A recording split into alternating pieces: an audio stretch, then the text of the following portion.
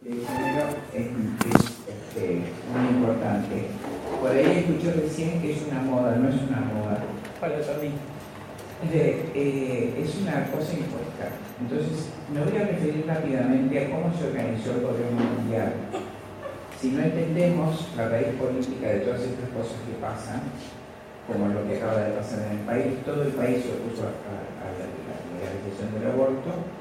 Nunca ninguna otra causa movilizó tanta gente, 2,5 millones de personas 2 veces en las calles del país, repudiando la legalización del aborto, y sin embargo el presidente Macri mandó un avión a los 3 o 4 diputados que faltaban, que no iban a votar, los usó y se acabó la historia. Por supuesto, a su vez, títere de otras órdenes. Ahí hoy hice circular su imagen en el Congreso Eucarístico, que me lo mandó Mechi de Canadá, jurando que iba a defender la vida desde la concepción. Entonces, realmente tomamos conciencia de que nuestros políticos son títeres. Todos los gobiernos que hemos tenido en los últimos 35 años son solamente títeres de otro gobierno que no se ve. Entonces, esta ideología de género también tiende o responde a una directiva que quiere hacer individuos solos, sin familia, sin corporaciones intermedias, destruida totalmente la familia biológica, a merced del sistema, ¿no es cierto? Y que además tiene que ser una especie de zombie, una especie de ser sin ninguna diferencia unos de otros, todos iguales, ni siquiera diferencia sexual. Esto, por supuesto, es demoníaco. Vamos a ver a lo largo de este Power la raíz de todo esto. Es bastante heterogéneo el grupo. Voy a hacer esta introducción mucho más rápida que lo que habitualmente la doy. Es la formación política del gobierno mundial. Voy a hacer rápido, sobre todo hay algunos muy jovencitos por allá que se van a aburrir mucho si no. Y en la segunda parte del Power vamos a hablar propiamente de la ideología de género.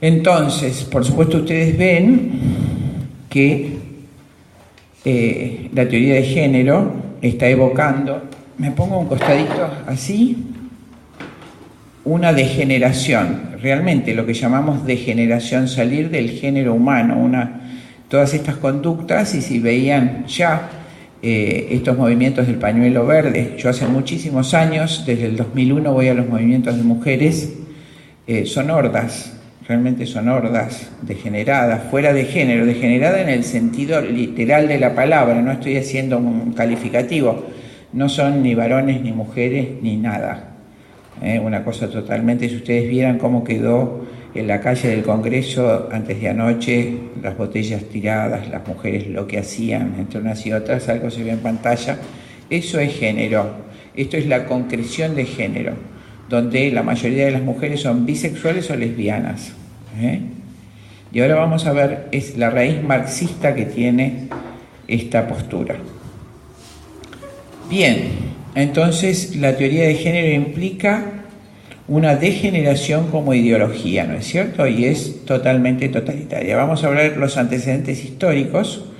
El primer antecedente de todo esto es la Revolución Francesa, en la Francia del siglo XVIII. Los dos antecedentes importantes que tenemos de la pornografía y de generación como medio político son la pornografía en la Revolución Francesa y la ocupación judía de Palestina en el 2002. Me voy a referir sucesivamente. En el siglo XVIII en Francia se produce la más impresionante revolución de la historia, infernal, que será la que Gramsci sugiera como modelo de la revolución marxista, ¿no es cierto? Dice el padre Sáenz que fue una verdadera mutación doctrinal.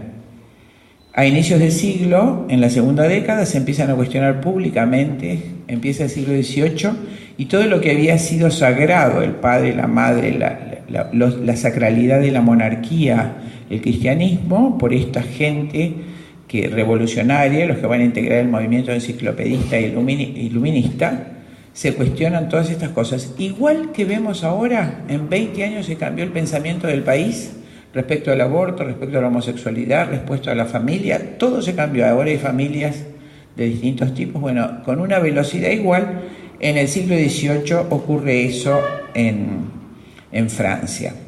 Al principio con insinuaciones sarcásticas, el prototipo de esto era Voltaire, que se burlaba literalmente de de los principios cristianos y de la Iglesia, y luego hacer una franca y virulenta oposición. Los dos objetivos de esta revolución eran la disolución de la religión católica y de la monarquía. Empiezan a circular por Francia durante 40 años previos a 1789 panfletos pornográficos asquerosos de todo tipo, no me voy a detener. Fue Federico de Prusia quien financia la pornografía. La Revolución Francesa inventa la pornografía. Federico de Prusia en carta de D'Alembert decía: los folletos tienen que ser horribles y ser baratos, estar al alcance de las cocineras y los lacayos. Tenemos que sacar el pensamiento cristiano de todo el pueblo francés. Por supuesto no puedo mencionarles, me impresionó el libro de Mont del origen de la pornografía, el contenido en figuras de los panfletos referentes a la reina María Antonieta, que era, por supuesto, de una gran prosapia y nobleza, nada que ver con lo que le enseñan a los chicos en la escuela. Era una mujer extraordinaria, finísima, no le gustaba la vida de la corte. Hoy mismo cuando vamos a Versalles vemos a pocos, 1 o 2 kilómetros, si no me acuerdo mal, la casa de campo que se había hecho María Antonieta para no participar de la vida cortesana, prefería el retiro campestre, una mujer extraordinaria. Bueno, con ella, con respecto a su hijo, imágenes espantosas de la peor pornografía. Es así que cuando le van a cortar la cabeza, ella hace un gesto para hablar y le dice cómo cualquier mujer francesa piensa que una madre haría esto con su hijo, del contenido al que aludían los panfletos. Se hizo un silencio enorme y, contrariamente a lo que los revolucionarios querían, nadie aplaudió ni ovacionó la muerte de María Antonieta ni de su esposo, Luis XVI, porque en el corazón de todo hombre todavía sabían que esos reyes eran sagrados. ¿Por qué la revolución se dirige a Francia? El único rey ungido de Occidente era el rey francés. Carlomagno había sido coronado rey y consagrado a Dios como emperador. Por eso las fuerzas masónicas tenían que destruir primeramente Francia y después el resto de la cristiandad. Por eso se empezó por Francia literalmente. Bien, ahí les puse modelos. El plan de este escrito es bastante simple. Tenemos 3 preguntas para hacernos. ¿Qué es el tercer estado? Todo. ¿Qué representa el orden político? Nada. ¿Qué demanda poder llegar a hacer algo? Los textos de la Revolución Francesa son iguales a los de las feministas de ahora. Es decir, nada para nada, solamente para tomar el poder. Las historias e ilustraciones vendidas en las galerías del Palais Royal, junto con los servicios de prostitutas, eran a menudo anticlericales, llenas de sacerdotes, monjes y monjas indecorosos, una tradición que en Francia se prolongó hasta el siglo XX. En el periodo que fue hasta la Revolución Francesa, la pornografía se usó también como comentario político. María Antonieta era a menudo objeto de fantasías que incluían orgías, actividades lésbicas y la paternidad de sus hijos, y circularon rumores sobre la supuesta insuficiencia sexual de Luis XVI. Esa fue la forma, lo mismo que ustedes ven ahora que se hace con la Iglesia. Es decir, los comentarios de los sacerdotes inventados, las más de las veces, total, cuando jurídicamente se demuestra que es inocente, ya el efecto se hizo, ¿no es cierto? Monjas, curas degenerados, inventos de historias que nunca existieron y nadie dice nada. En nuestra propia cara, en televisión, mienten de esa manera. Como innovación publicitaria, la Revolución Francesa introduce la pornografía como elemento básico de penetración antirreligiosa en la sociedad de entonces. Los orígenes pornográficos se pueden encontrar en la Revolución Francesa en forma de estampitas en las que se dibujaba al rey, a la reina, al clero, a la aristocracia en situaciones sexuales. Estas imágenes tenían poder transgresor porque golpeaban la idea de la divinidad del rey o la reina, y así se pensaba en ellos no como en personas que infundían temor, sino como seres objetos de ridículo. Además de que quienes hacían las estampas ganaban dinero por el producto, por supuesto. Lo mismo ocurre en Palestina. Cuando toma Israel Palestina en el año 2002, todos los canales de televisión y todas las radios empiezan a emitir programas pornográficos. En todos lados se empieza a bajar pornografía. Es una metodología totalmente probada. Israel la tiene incorporada porque la sufrió en carne propia. Recuerdan que Israel pierde en el libro de los jueces todo su poder cuando a Sansón lo seduce una mujer, lo emborracha y tiene relaciones con él, él se deja cortar el pelo. Recuerdan haber leído ese juez, Sansón, con él se destruye el poder de Israel. El que está ciego pierde el poder, lo dejan ciego, lo atan, y dice la Escritura que él va recuperando su fuerza cuando crece el pelo, y luego tenía una fuerza descomunal, era un don que Dios le había dado para defender en ese momento a Israel. Hola. Entonces él estaba encadenado, era mofa de todos, lo hacían bailar y reír, le habían arrancado los ojos, y cuando crece el pelo y recupera esa fuerza extraordinaria que estaba vinculada a su cabello, tira de las columnas que sostenían el templo y se derrumba encima de todos los filisteos. Muere él también, y se recupera Israel. Esta imagen de el poder de la degeneración en Israel era... el Señor había sido durísimo en determinar el matrimonio, la sacralidad del matrimonio. El adulterio era condenado desde el origen del pueblo judío, cuando Abraham es separado del centro de pornografía que era Babilonia, de Ur de Caldea, y va caminando 40 años hasta que llega a la tierra prometida que va a ser Israel. Y en ese momento esa tierra, Canaán, es perdida por esa liviandad, ese libertinaje en el que incurre Sansón. Esa experiencia queda en la mente del pueblo judío milenaria y se ha transformado en instrumento de corrupción de los otros pueblos, de los Goem. Esto fue en la Revolución Francesa y vuelve a repetirse en la toma de Palestina y se vuelve a repetir en nuestro país cotidianamente. La pornografía y el libertinaje sexual se utiliza como método político de disgregación de una nación, en este caso la nuestra. A las 4:30 del 30 de marzo del año 2002, las fuerzas militares de Israel tomaron el control de las estaciones de televisión palestinas cuando ocuparon Ramala en la ribera occidental. A poco de ocupar el canal de TV Al-Watan, las fuerzas israelíes comenzaron a transmitir contenidos pornográficos.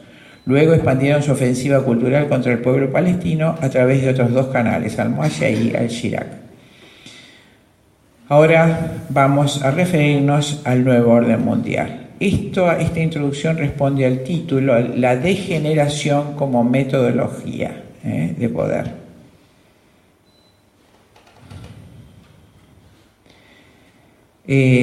Nuevo orden mundial es la realidad política que yace detrás del eufemismo que usamos cada vez que decimos globalización o mundo global.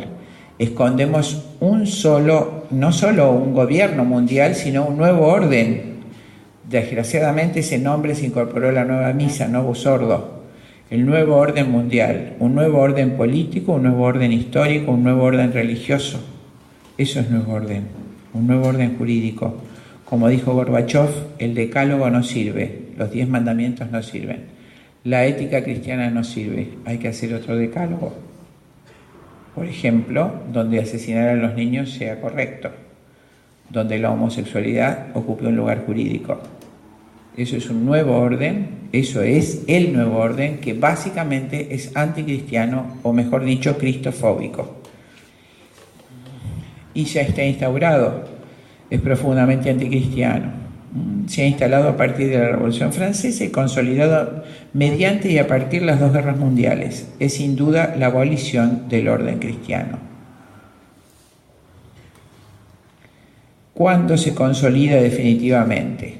Mucho antes de las dos guerras mundiales, cuando muere la reina Victoria, estamos hablando de fines del siglo XIX, principios del siglo XX, la monarquía inglesa, que ya llevaba 400 años de poder hegemónico. ¿Recuerdan cuando la Armada Invencible, es decir, se dirime el poder en el nieto, podríamos decir, de los reyes católicos, Felipe II, manda su flota enorme, la Armada Invencible, a combatir con Inglaterra ya por definir el poder del mundo? España estaba hackeada, era el imperio más grande del mundo, era el imperio católico por excelencia, el imperio noble por excelencia. Inglaterra ya vinculada por sangre o por oro, toda su aristocracia hasta hoy con el mundo del dinero judío internacional, hackea al Imperio Español totalmente y se dirime en la batalla de la Armada Invencible, donde pierde la Armada Católica. Desde ese momento, Inglaterra se erige en dueña del mundo y desde entonces, ininterrumpidamente hasta hoy, ha digitado el poder mundial siempre. Por supuesto, esto que yo hablo en general no se habla, es un tema bastante escondido, pero atrás de todo este mundo político y económico hay un eje religioso de la historia, un eje teológico, que es Israel contra Cristo. Si no se entiende esta verdad, no se entiende la historia. En el momento, ahora estoy siguiendo el libro del padre Membiel, El judío en el misterio de la historia, en el momento que el pueblo judío reniega del fin para el que fue creado, fue separado del resto del mundo para recibir al Mesías, lo recuerdan bien, bendecido con todos los dones, con una predilección enorme y un amor que sigue hasta hoy. La predilección de Dios sigue siendo el pueblo elegido. Ellos, corrompidos por una secta, que es la secta de los fariseos, que empieza 400 años antes de Cristo, en su cautiverio en Babilonia, deforman la ley de Dios, deforman todo lo dicho por los profetas y reniegan de ese Mesías que llega a salvarnos a todos, ese embarazo inesperado que nos salvó a todos, que fue Jesús, Yeshua, le llaman hasta hoy Yeshua el impostor, ¿no es cierto? Cuando Anás y Caifás se levantan contra el pueblo judío, lo crucifican y dicen, caiga su sangre sobre nosotros y nuestros hijos. Se erigen a sí mismos como el pueblo Mesías, enemigos del Mesías de Dios, que es Cristo Jesús. En ese momento, ese pueblo judío se retira a la diáspora. ¿Recuerdan cómo fueron los hechos? Crucifican al Señor y Cristo, que dice en el capítulo 24 de Mateo, cuidado de las que estén encintas en esos días o criando, no quedará piedra sobre piedra. Las que están en las casas, en los terrados, huyan a las montañas. Advierte en ese lenguaje particular de la Escritura, donde se refiere al tiempo inmediato y al fin de los tiempos, que iba a ser destruido Israel. Y así religiosamente, el general Tito Livio, en el año 60 de la era cristiana, pasó a degüello a todo el pueblo de Israel. Y solo se salvaron aquellos que, como dijo Cristo, escaparon a las montañas. Desde ese momento se inicia la diáspora y la misión teológica de ese pueblo que combate a Cristo es impedir la evangelización. Y la nuestra, desde el momento de la ascensión, que hacéis varones de Galilea, ir a llevar este evangelio hasta el último confín. Todos los cristianos debemos llevar ese evangelio hasta el último confín. Y el pueblo judío, hasta que reciba al Mesías, tiene la misión teológica de impedirlo. Y en el filo de esas dos corrientes llegará, y es inminente, el fin de los tiempos. ¿No es cierto? Ese es el eje de la historia. Si nosotros no entendemos la cuestión, no vemos la historia del hombre como la historia de la salvación, no entendemos la historia. Hablamos pavadas, como habitualmente y las cosas quedan sin entenderse. Si no entendemos que ya estamos en una etapa final donde las razones son teológicas. Fíjense, a los personajes a los que me voy a referir ahora, tienen dinero para comprar varias veces el planeta Tierra, tienen todo el poder que existe en el mundo y más, y sin embargo buscan la destrucción de los niños, el aborto, la marginación. Hay algo mucho más que dinero y política, que es la razón teológica. Es la destrucción de la obra creadora de Dios y su predilección por el ser humano en la creación de un niño. El matrimonio cristiano es la imagen material de la Santísima Trinidad. El amor del esposo y la esposa que engendran al nuevo hijo es la imagen visible, cotidiana, y la presencia de ese Señor que nos creó en el mundo. Por eso la destrucción ahora, francamente y sin ningún tapujo, está dirigida allí, a la sexualidad humana, a la colaboración del ser humano en la creación de Dios, al engendrar los hijos. Bueno, volviendo a nuestro tema político, entonces, cuando llega el siglo XIX, Inglaterra, ya con 400 años de hegemonía política, decide conservar esa hegemonía asociada en una famosa reunión con la corona holandesa, sus primos y los daneses, se reúnen las tres coronas y deciden asociarse a los plebeyos, ya que asimismo se llaman los olímpicos. Esos plebeyos son las tres familias a las que me voy a referir en todo este Power: Morgan, Rothschild y Rockefeller, los dueños del dinero del mundo hasta hoy. En ese momento forman este club, el secreto más guardado del mundo, se llama Comité o Club de los 300. Estos gobernantes del mundo en que vivimos no son en realidad los que manejan los hilos de la política y la economía nacional e internacional. La humanidad anda en tinieblas y en su mayor parte le tiene sin cuidado la suerte que aguarda a su país, o bien no se molesta en indagarlo. El sector más amplio de la población ha sido manipulado para reaccionar así, y esa actitud resulta ventajosa para este gobierno secreto. Bueno, una vez que se forma el Club de los 300, está integrado por una clase dirigente intocable a la que pertenecen la reina de Inglaterra, los Países Bajos, Dinamarca y las diversas familias reales europeas. Voy a seguirlo un poquitito más rápido. En esta imagen les grafico desde principios del siglo XX cómo se fueron creando todas las estructuras de poder. El Comité de los 300, asociadas las tres coronas a la familia Morgan, Rothschild y Rockefeller. Les recuerdo que la familia Rothschild es la que financió íntegramente la guerra hispanoamericana por la independencia. Se hace multimillonario con el advenimiento de Napoleón. Mueve la banca internacional avisando que Napoleón había ganado, se hacen las inversiones correspondientes y ya había sido derrotado Napoleón y se queda con todo el dinero de Europa. Así se enriqueció Rothschild. Forman este comité, ustedes ven, usan nombres bastante tradicionales: la mesa redonda como órgano de decisión. Abajo, a su derecha, a mi izquierda, ven la Trilateral Commission, el CFR, y de este lado los cuerpos a los que me voy a referir, sobre todo el Instituto Tavistock de Control Mental y Manejo de Masas. Bien, a fin de hacerles una idea del enorme alcance de la conspiración a la que nos referimos, vendría bien enumerar en este momento algunos de los objetivos trazados por el Club de los 300 con vistas a su conquista y dominio del mundo. Pondré dos ejemplos nada más. Primero, la demonización de la energía nuclear y el desmantelamiento de todas sus instalaciones en el mundo subdesarrollado.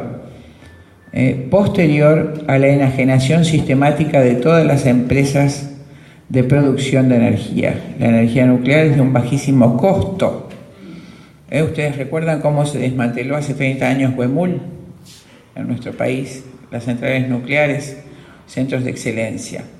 ¿Qué ocurre con la energía nuclear? La energía nuclear, con un pedacito así de sustancia, podemos alimentar de energía eléctrica a todo el continente americano durante un año. Los dos países que tienen energía nuclear actualmente con fines pacíficos eran Siria e Irán. Por eso la guerra del Golfo, que se inicia en el 91, con esa estrategia que describe, creo que es von Clausewitz, de aproximación indirecta, ¿no? Destruyeron Afganistán, Irak, Líbano, Siria y llegan a Irán, porque hay que destruir esa posibilidad de independencia. Es decir, ustedes todos han recibido el mensaje de que la energía nuclear es malísima, es espantosa, hemos perdido todas esas fuentes de energía, y en cambio, ¿qué tenemos que hacer? Caer en la energía hidroeléctrica, para lo cual a todos los países del mundo como el nuestro se nos enajenó las campañas, las empresas de energía. Las perdimos, recuerdan, durante el gobierno de Menem. Igual pasó en Brasil, en Perú, en Uruguay, en Chile, en todos los países dominados, ¿ok?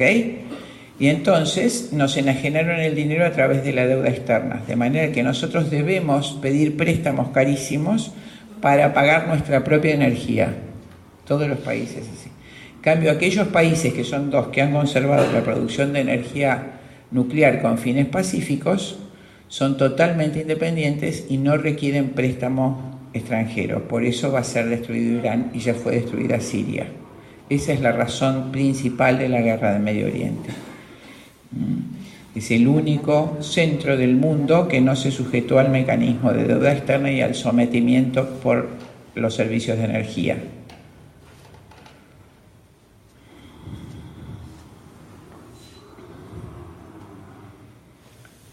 Bien, acá les explico esto. Los países subdesarrollados, al depender de la ayuda exterior procedente del Fondo Monetario o Banco Mundial, se hayan sometidos a servidumbre, como vimos recién con el aborto, al CFR. El pueblo de las naciones beneficiarias le llega una parte ínfima del dinero de estos préstamos, que por lo general termina en las arcas de los dirigentes gubernamentales que permiten que el Fondo Monetario despoje brutalmente al país de sus recursos naturales y bienes de producción. Es evidente, pues, que la ayuda externa es un medio eficaz de subyugar a los países dominados de África, Asia y Sudamérica. Excepción de ello es el caso de Irán. Muy bien, el Club de los 300, con esa fin de dominación y esclavizamiento universal, forma estos órganos de gobierno. El primero de todos, el CFR, Consejo de Relaciones Exteriores, la Comisión Trilateral, el Club de Roma, la Reserva Federal y el Instituto Tavistock. Esto es muy largo. El CFR, Council on Foreign Relations, su sigla en inglés, está formado por 4.000 personas. Solo de allí sale el presidente de los Estados Unidos y no tiene ninguna importancia que sea demócrata o republicano. En el CFR se hacen los planes de gobierno a corto, largo y mediano plazo. Cuando digo largo plazo, 500 años, ¿no? Corto plazo, la semana que viene. Todo está hecho, es impresionante, está enfrente en Nueva York, frente a la Casa de las Américas. O sea que ganada la elección de cualquier país, a los 2 días el vicepresidente electo viaja a la Casa de las Américas, cruza al CFR, recibe las instrucciones y las baja a un organismo que en nuestro país se llama CARI, Consejo Argentino de Relaciones Internacionales, al que pertenecen todos nuestros ministros de Economía de los últimos 40 o 50 años, desde Kirchner Bárcena para acá. Entonces nosotros estamos en forma directa gobernados. Ellos traen los planes de gobierno y el presidente de turno solamente los ejecuta. Nosotros no elegimos nada. El CFR, como vamos a ver ahora, fue creado para implementar el marxismo en el mundo dominado. ¿Cómo funciona el gobierno mundial? Consejo de Relaciones Exteriores, la Comisión Trilateral, el Club de Roma, la Reserva Federal, el Instituto Tavistock. Aquí tenemos a la innombrable Clinton, Rotham de Clinton. Rockefeller crea el Consejo de Relaciones Exteriores en 1921 y pone al frente a Edward Mendelhaus, el marxista teórico más grande del siglo XX, para hacer los planes de marxismo. Todos los planes de estudio que hoy tenemos fueron diseñados en la década del 30 en el CFR por Mendelhaus. El profesor de marxismo más grande del siglo XX comanda esta institución los primeros 20 años para socializar, es decir, transformar al marxismo a Estados Unidos y al mundo. Decide controlar la pseudodemocracia organizando los partidos políticos en bipartidismo. Por eso también acá se trata de llevar al bipartidismo, como en Inglaterra, como en Estados Unidos, es muy fácil controlar y la gente tiene la ilusión, en estas democracias, la ilusión de que elige, que no elige nada, ¿no es cierto? El bipartidismo es mucho más fácil de controlar que los múltiples partidos políticos. Y administrar todo el dinero del mundo mediante un banco central controlado por el Estado. Entonces, recuerden esto, ellos deciden implementar el marxismo. El marxismo fue diseñado como una estrategia de dominio con una esclavización global. Creo que todos los que están acá saben lo que es el comunismo. Es un capitalismo de Estado. La nomenclatura gobernante es la que maneja el capital y negocia con los capitales liberales libremente. Pero se ahorra el tema de las garantías y derechos de las personas, ¿no es cierto? En un gobierno comunista no hay elección ninguna. Entonces, ¿qué requisitos pone Marx y luego Engels? El primero es la creación de un banco único que maneje todo el dinero del mundo. Recuerdan que llamamos internacional comunista. Ya en nuestro país no se celebran las fechas patrias. Todo esto ya está en ejecución. Esto que yo estoy dando, cuando yo lo empecé a dar, todavía había alguna esperanza, ¿no es cierto? Ya no tenemos fechas patrias, se van bajando todas las banderas, las fronteras deben desaparecer y debe haber un banco, que ya lo es, ya existe, que es la Reserva Federal.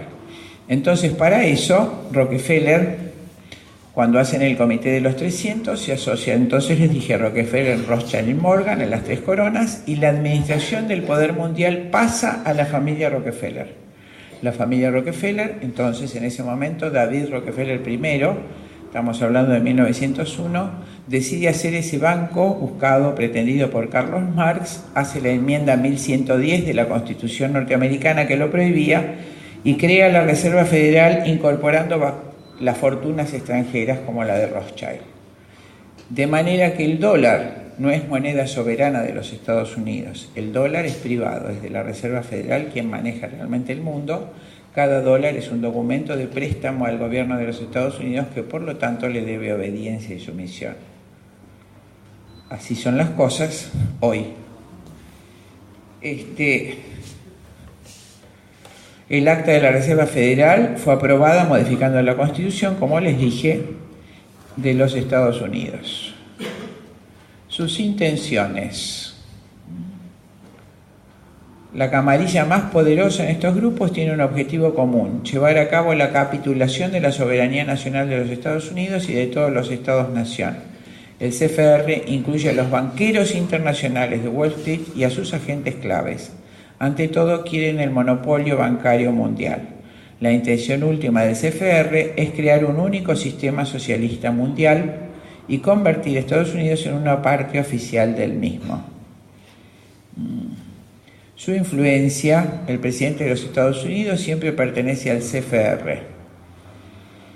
Esto es una nota mía, yo creo que Kennedy se volvió desleal al CFR porque una semana antes de morir hizo un decreto por el cual le sacaba la soberanía de la moneda de la Reserva Federal y lo devolvía al Estado, al país, a los Estados Unidos, y dispuso la creación del Estado de Israel.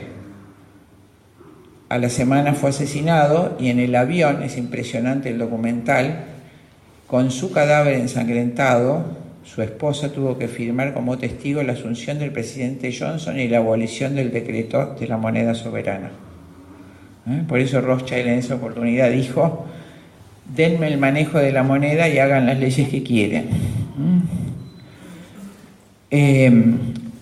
Eso le costó a Kennedy, por supuesto, era Illuminati, pero se ve que una semana antes de morir, o no sé cómo, se habría convertido nuevamente a su catolicismo natal y le costó la vida. Bueno, no me voy a detener en esto, es muy político. Todo miembro del CFR está plenamente comprometido en promover la destrucción de la soberanía de los Estados Unidos y de todos los Estados-nación soberanos. Todos los aspectos de la vida americana están subyugados al CFR.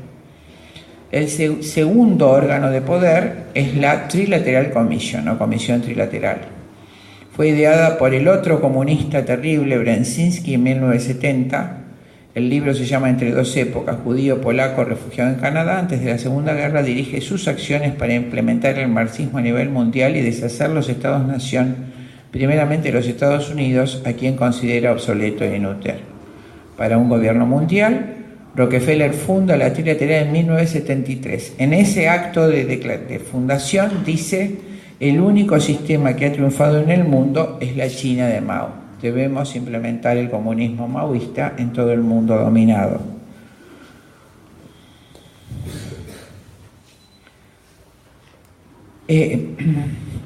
Rockefeller funda entonces en 1973 en Nueva York para hacer un vínculo sólido entre los líderes mundialistas de América del Norte, Europa y Japón, y desde allí hacer una alianza con los estados comunistas más avanzados, Rusia y China. Recuerden la advertencia de la Virgen de Fátima: si no consagramos Rusia a mi Inmaculado Corazón, Rusia seguirá expandiendo sus errores por el mundo. Los efectos: el CFR y la Trilateral lograron influir en el gobierno de los Estados Unidos de manera que éste ya no actúa más en el interés de su pueblo. Sus líderes han desarrollado preferencias por la Unión Soviética comunista, por Cuba comunista y por China comunista. Les recuerdo, y esto lo vamos a pasar un poquito rápido, que la revolución bolchevique de 1917 fue íntegramente financiada por Rothschild, el economista y banquero inglés. La revolución comunista de Mao Zedong, íntegramente financiada por Rockefeller, lo mismo que la revolución cubana. Imagínense cuánto podría haber tardado Estados Unidos en destruir Cuba. 24 horas, 12 horas, 8 horas.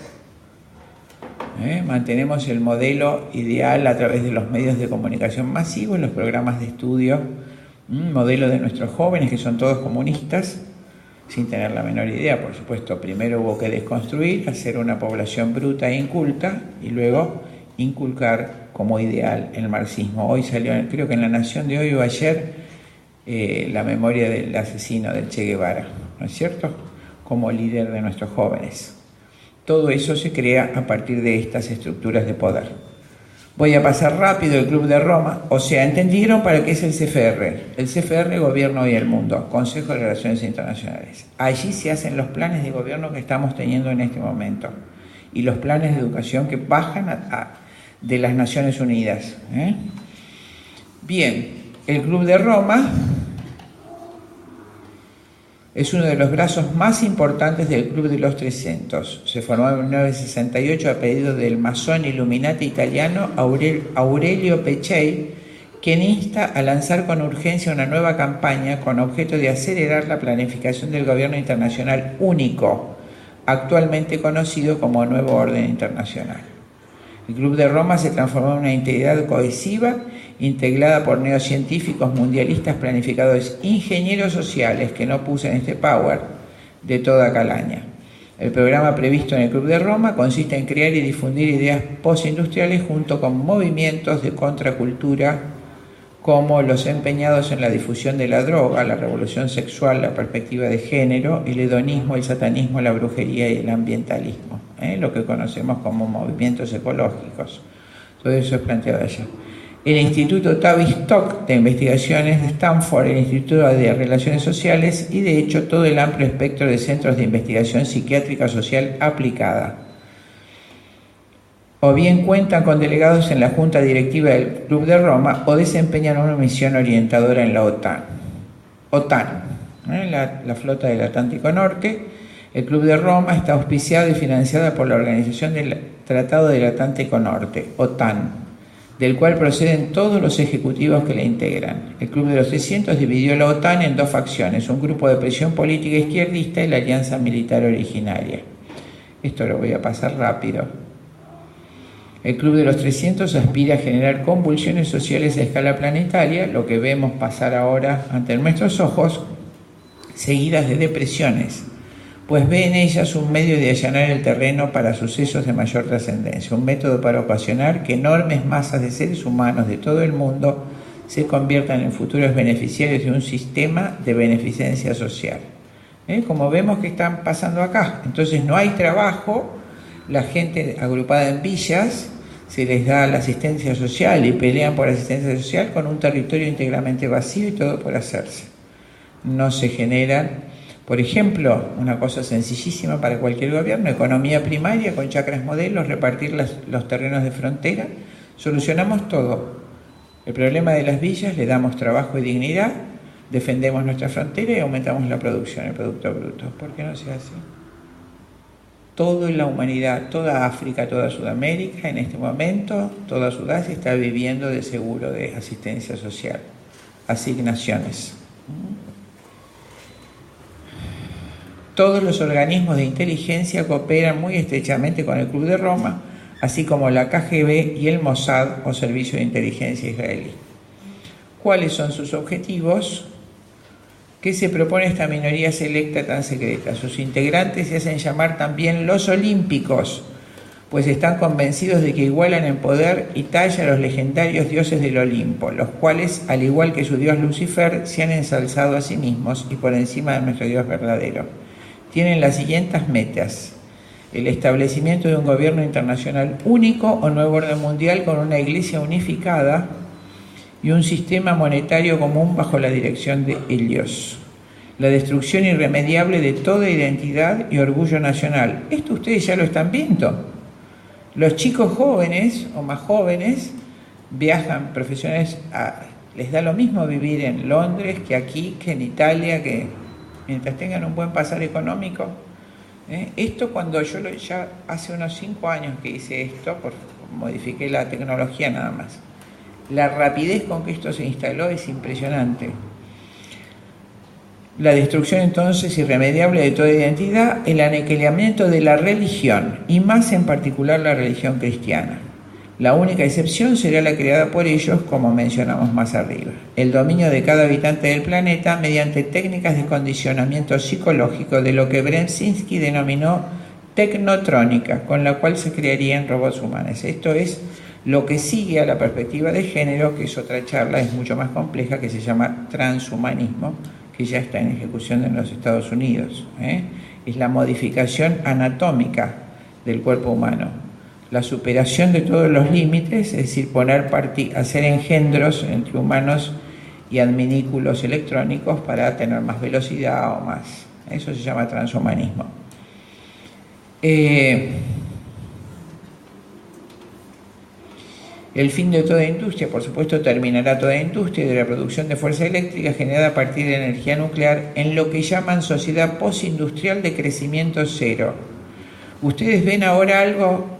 Esto no pasaba cuando yo hice esto, que si una empresa produce, por ejemplo, produce lavarropas, gasta mucha más energía eléctrica, en lugar de ser premiada se le cobra el doble de energía por gastar más. Eso es la era postindustrial crecimiento cero. Eso es a lo que estamos sometidos nosotros ahora, desde hace algunos años. Todo intento de producción es castigado con más impuestos y sobre todo con el costo mayor de la energía, que es el sustento de toda producción. La energía eléctrica es la base del movimiento de una nación. Entonces, como ya no es nuestra, está enajenada, nosotros tenemos que atenernos a los precios de esas compañías, que la fabrican, es decir, se hace con nuestra gente, en nuestro suelo y con nuestros recursos, pero es de empresas multinacionales que mueren todas en la pirámide Rockefeller. No sé si me van siguiendo. Esto que vemos no es una casualidad, no es un problema de mercado. Estas son las directivas concretas del Club de Roma y del CFR. La energía tiene que ser cada vez más cara para que sea cada vez menor cantidad de gente abastecida por ella. Sociedad postindustrial, crecimiento cero. Las empresas norteamericanas que queden serán trasladadas a países como México, donde la mano de obra esclavizada es abundante. Los desempleados a consecuencia de la desaparición de las industrias se transformarán en adictos a la heroína o a la cocaína o integrarán las estadísticas del proceso de eliminación delineado en el informe El Mundo en el año 2000. La legalización de la droga y la pornografía son 10. Estamos en el objetivo 6. Objetivo 7, aglutinación de la población en megaciudades. Ustedes ven que el campo está totalmente despoblado, no solo acá en China. Si ustedes vuelan en avión, están totalmente vacíos los continentes y la gente agolpada y agrupada en megaciudades, que son totalmente controlables a través de carreteras.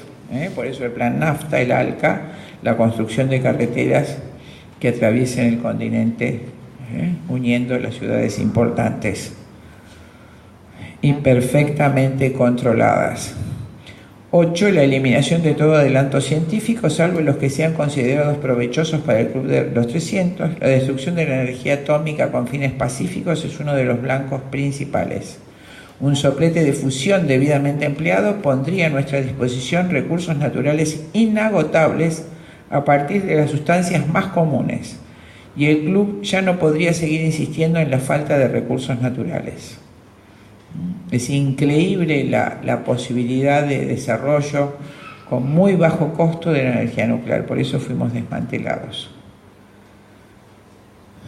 Por medio de guerras de limitado alcance en los países desarrollados y de la aniquilación mediante el hambre y las enfermedades de la población de países del tercer mundo, ocasionar de aquí al año 2050 la muerte de 3.000 millones de seres humanos a los que califican de comensales inútiles.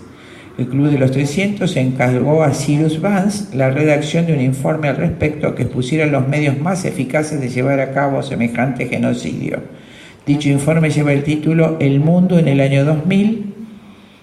Su autor, Cyrus Vance, Según las condiciones fijadas en el informe, esto es impresionante leer este informe, la población de los Estados Unidos deberá haber descendido a 100 millones para el año 2050. La Argentina a 15 millones, les voy avisando. Por eso la urgencia de legalizar el aborto, y ya, mientras nosotros estábamos discutiendo el aborto, hace una semana se legalizó la ley de, entre gallos y medias noches, de donantes presuntos. ¿Ustedes saben qué es donante presunto?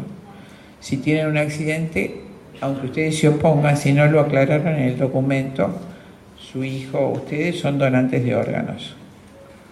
Imagínense toda la gente sencilla, de todas las comunidades sencillas, gente que no sabe leer o que no tiene ni idea de esto, tiene un accidente de auto, el chiquito está muy comprometido, llega el INCUCAI y se hace la ablación aunque no quieran los padres. En este momento el productor más grande de órganos es China comunista. Tengo un video documental donde los presos políticos los trasladan a donde está el avión. Nosotros seguiremos, si algo no cambia, ese mismo camino. Esa es una ley. La otra ley es la eutanasia. Ya estaba leyendo hoy la muerte digna. O sea, ya aceptaron el aborto legalmente, entonces ahora ya viene la eutanasia, la muerte digna, todas las formas de exterminio de población. No sé si... todo esto ahora es mucho más fácil de entender porque está pasando, ya pasó y está pasando. Hubiera sido muy interesante que nuestros políticos se interesaran cuando todavía se podía hacer algo. Entonces, el último punto, debilitar la fibra moral de la nación mediante la generalización masiva del desempleo a causa de las normas introducidas por el Club de Roma, con vistas al crecimiento cero postindustrial. Los operarios, sumidos en el desaliento y la desesperación, buscarán refugio en el alcohol y la droga.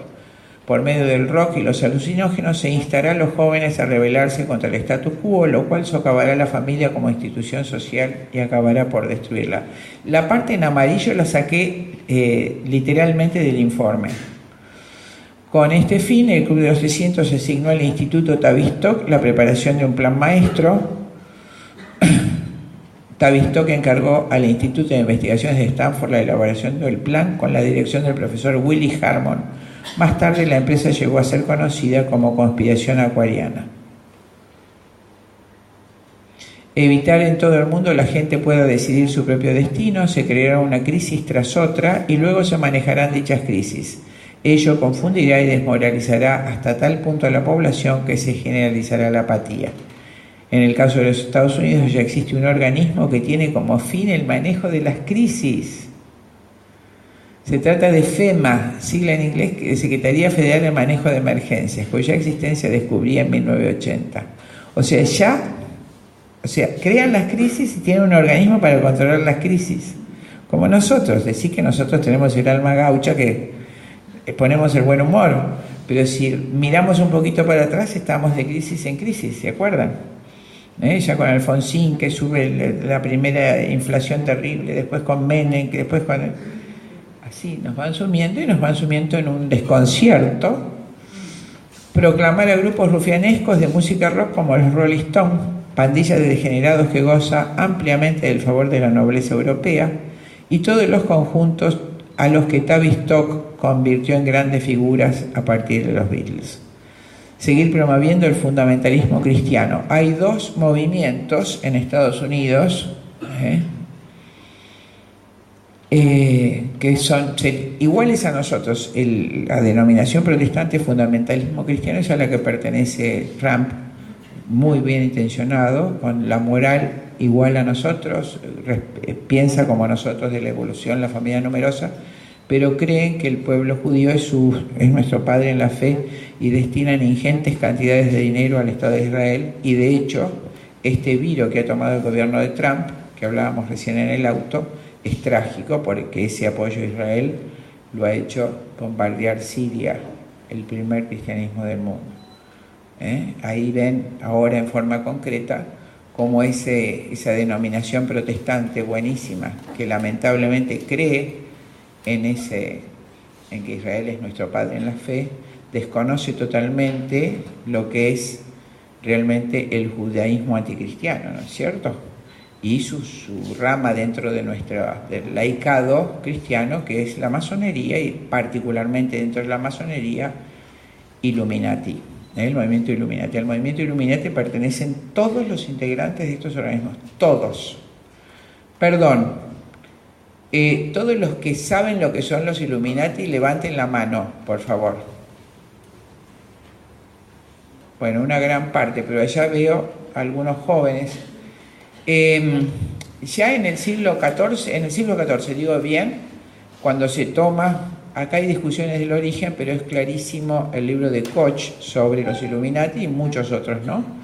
Primero se crea la masonería, cuando los caballeros templarios, que eran nobles y ricos, crean el sistema bancario, desgraciadamente se dejan corromper, apostatan de las primeras ideas religiosas, y un rey que se llamó Felipe el Hermoso, pero no Felipe el Hermoso, el yerno de Isabel la Católica, sino mucho antes, otro Felipe el Hermoso, estamos hablando del siglo XIV, los manda a matar por herejes. Caballero Molay era el superior de los templarios. Los caballeros templarios, las órdenes religiosas en la Edad Media apadrinaban los distintos gremios.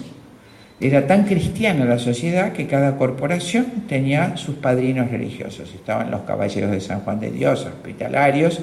Los caballeros templarios eran los caballeros del temple que tenían que ir hasta la Tierra Santa en las cruzadas para proteger el templo de Jerusalén y ayudar a los caballeros con préstamos de dinero que devolverían cuando vinieran. Ellos eran los padrinos de la Corporación de Constructores, francmasones en el francés antiguo. Estamos hablando de la época de los Plantagenets, donde hasta Inglaterra hablaba francés. Había un solo reino anglo-francés. Los grandes caballeros extraordinarios. Entonces, ya en ese siglo XIV se destruye prácticamente ese gremio y quedan todas las instalaciones y las iglesias donde los caballeros templarios, los padrinos, que eran monjes guerreros. Esas órdenes eran de monjes, caballeros, sacerdotes, célibes, que eran además guerreros, ¿no es cierto? Celebraban allí la misa. Cuando se disuelve la corporación, quedan las instalaciones y a la vez son expulsados los templarios de la iglesia por haber apostatado y se juramentan contra la Iglesia Católica. En ese momento comienza lo que llamamos francmasonería, simplemente por el gremio al que pertenecían los caballeros templarios. Ellos se juramentan y, por supuesto, se asocian a lo que se llama nobleza negra europea, de la que vienen estas familias a las que yo me referí, ¿verdad? Y en ese momento se convierten dentro de lo que sería el mundo cristiano el brazo del judaísmo internacional. Eso es la masonería, para destruir la Iglesia Católica. Cuando llega el siglo XVIII, en 1761, en una fría noche de invierno, en el bosque de Baviera, un sacerdote apóstata que fue Bishop, convoca a los masones más ricos del mundo. El requisito para integrar esta nueva logia era que fueran poderosos y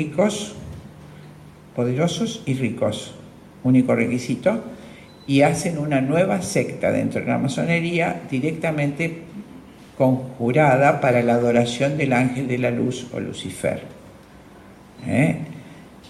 con dos finalidades: la creación de un estado masónico a través del cual se maneje el mundo por el dinero, y la abolición de la monarquía cristiana en forma absoluta. 1761.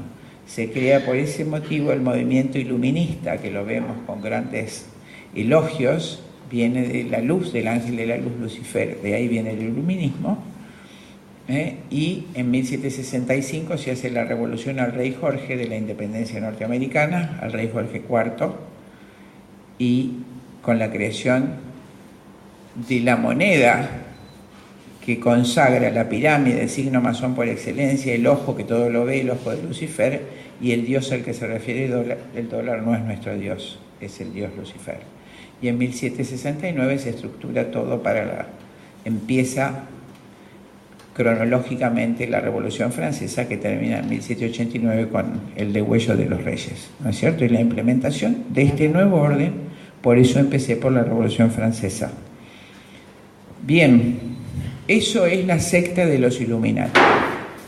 En Estados Unidos esa secta tiene otro nombre, Skull and Bones, huesos y calaveras, y todos los integrantes del gobierno mundial, todos a los que me referí, los que no me referí, de hecho todos los presidentes, deben juramentarse en la Universidad de Yale integrando esa secta que es la sucursal americana de los Illuminati. Ni hablar de Clinton. Alguna foto les voy a mostrar del presidente Bush. Vamos a ir un poquito más rápido. Entonces decía que ellos promueven el fundamentalismo cristiano, movimiento ultraconservador surgido entre los cristianos protestantes en Estados Unidos a fines del siglo XIX para fortalecer el Estado sionista israelí, identificando a los judíos con el mito del pueblo escogido de Dios. 14. Exportar a todo el mundo el ideario de la liberación religiosa para minar toda religión existente y más en particular la cristiana.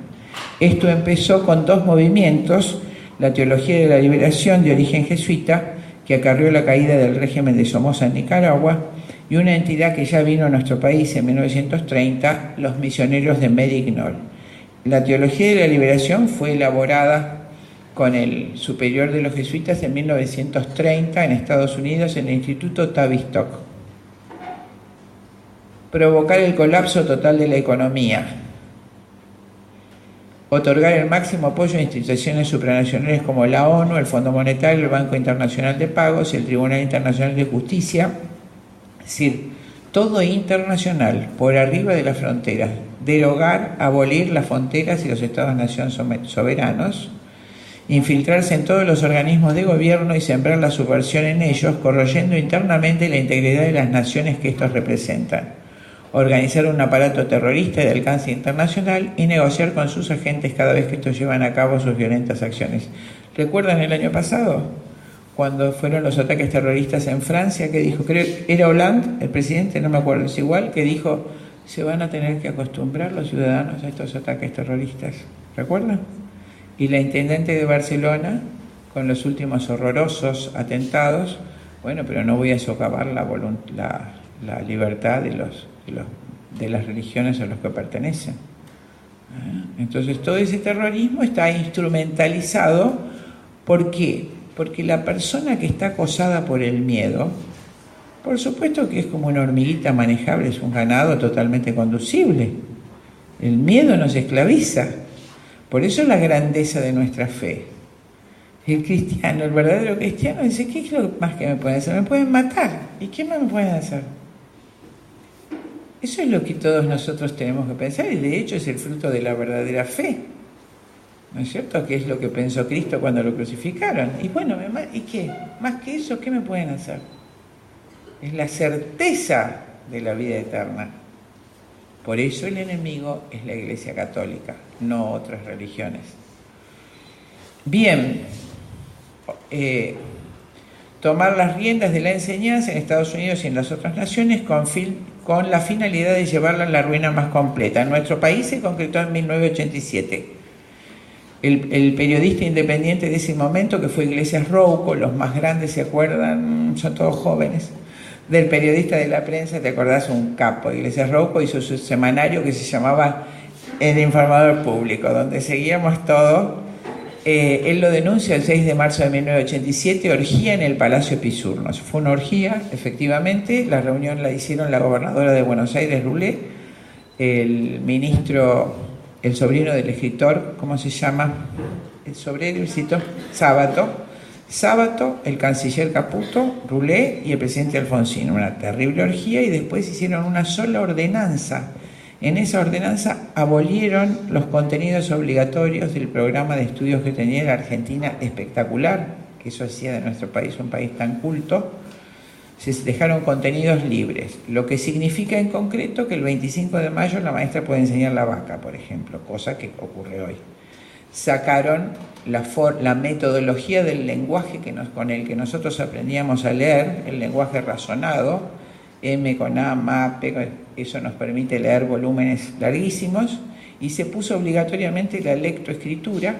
Es un sistema de lenguaje y lectura muy útil para el chico disléxico, que no puede razonar el lenguaje para aprender a escribir, entonces aprende de memoria. La O la recorta de la revista, la E se llama lectoescritura, un medio audiovisual. Eso permite que el chico disléxico lea por lo menos una hoja, pero también todos los otros chicos solo podrán leer una hoja.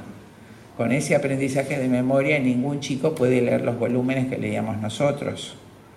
Y se incorpora la psicogénesis del freudo-marxismo al que me tengo que referir ahora, la escuela de Freud, de Frankfurt, donde se entiende, aplicado a la educación, la teoría de Piaget sostiene que si nosotros obligamos al chico a aprender una norma ortográfica, le corregimos los errores o le damos las leyes de ortografía, le generamos una neurosis.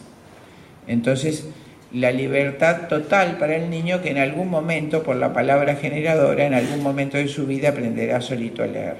Eso se aplicó también a las matemáticas, entonces ahora en las escuelas no se enseña más la regla de 3 simple, ni planteo y solución como teníamos. Tiene que solo el chico arribar a la solución. Esto es a lo que yo me he referido hace 5 años, la destrucción total de la educación. Como premio, Caputo se fue de nuestro país con un cargo altísimo, multimillonario, a ejercerlo en Naciones Unidas, un cargo altísimo en Naciones Unidas. La destrucción de muchas cosas en nuestro país, la soberanía, la entrega de los 2 canales interoceánicos, el desarme del pueblo y la destrucción de la educación hicieron de él uno de los hombres más ricos, de segundo nivel, ¿no? Más ricos en nuestro medio. Bien. Se nos ha hecho creer que el problema tiene su origen en Moscú. Nos han lavado el cerebro para que creamos que el comunismo es la mayor amenaza que enfrentamos. No está, el mayor peligro radica en la multitud de infiltrados ocultos en todos los organismos del gobierno. Este satanismo que tiene por finalidad el debilitamiento de los estados-nación soberanos y de sus habitantes. ¿Y qué me importa a mí que haya una conspiración? Bien. Esta es precisamente la forma en que se preveía que iba a reaccionar el grueso de la población. El pueblo está sumido en el desaliento y la confusión, fruto de la guerra que se libra contra él desde hace años. Hay muchas más probabilidades de que un pueblo desmoralizado y despistado acoja con los brazos abiertos la llegada de una gran figura que prometa resolver todo problema y garantice una sociedad ordenada en la que no exista el desempleo y con las disputas internas reducidas al mínimo. A ese dictador, eso será ni más ni menos, lo recibirán calurosamente. Yo he venido en nombre de mi Padre y no me recibís. Si otro viene en su propio nombre, a éste recibiréis. Juan 5:23. Programados para el cambio, listos para la destrucción. La meta del lavado de cerebro era mentalizar a cada nación para efectuar cambios programados y que se acostumbraran hasta tal extremo a ellos, de forma que cuando se produjeran las transformaciones radicales, matrimonio homosexual, aborto legal, estas fueran prácticamente imperceptibles. Hace 100 años algo así no habría sucedido, hoy día ocurre y nadie dice nada. Vivimos en una sociedad desechable, programada para no durar. Los millones de personas que viven sin techo en nuestro país, los millones de desempleados, los millones de niños asesinados hasta la fecha antes de nacer, nos dejan indiferentes. Son elementos descartables de una conspiración tan condenable que cuando se ponen al descubierto estos datos, la mayoría supone que los tiempos han cambiado. Para los oligarcas y plutócratas que integran el Club de los 300, el narcotráfico tiene una doble finalidad: generar grandes sumas de dinero y convertir a largo plazo un amplio sector de la sociedad en una masa de autómatas drogados fáciles de dominar. Por eso requieren la legalización de la droga a fin de que se pueda establecer un monopolio. Bueno, termino ahora esta etapa, vamos a hacer un break y seguimos. En uno de los documentos más secretos del Royal Institute que les mencioné en eso se describe parcialmente el plan. Desengañados con el cristianismo y con el desempleo generalizado, quienes lleven 5 años o más desocupados abandonarán la iglesia y se volverán a la droga en busca de consuelo. A partir de ese momento será imperioso ejercer un dominio absoluto del comercio de narcóticos para que los gobiernos de todos los países que se hayan sometidos a nuestra jurisdicción dispongan de un monopolio que dirigiremos nosotros como suministradores. Se crearán bares que expenderán drogas a los revoltosos y descontentos.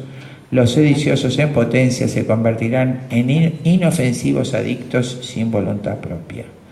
Por eso ahora atrás viene ya la legalización de la droga, esta introducción del cannabis y demás, con toda esa propaganda, es nada más que un elemento de presión para legalizar la marihuana, que es una droga introductoria, y luego legalizar el resto de las drogas, con monopolio del Estado. Lo mismo que el aborto, es decir, ¿cómo van a lucrar con eso? Entonces ese eslogan que la gente no piensa va a dar lugar a un verdadero lucro enorme monopolizado por los gobiernos de turno. Hacemos un break. Le ponemos pausa a Chinda porque si no, no sigue. Hacemos 5 minutos de pausa para descansar las neuronas y volvemos de vuelta, ¿sí?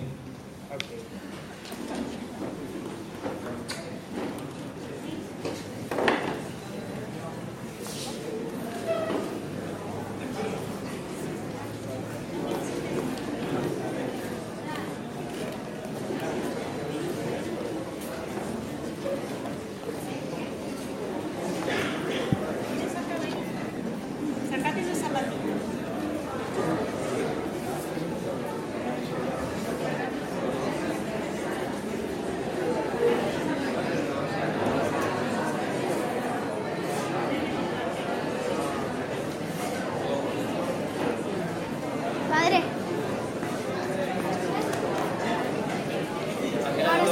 Ahora se puede comer. A ver, espera, yo te digo. Ahora se puede comer.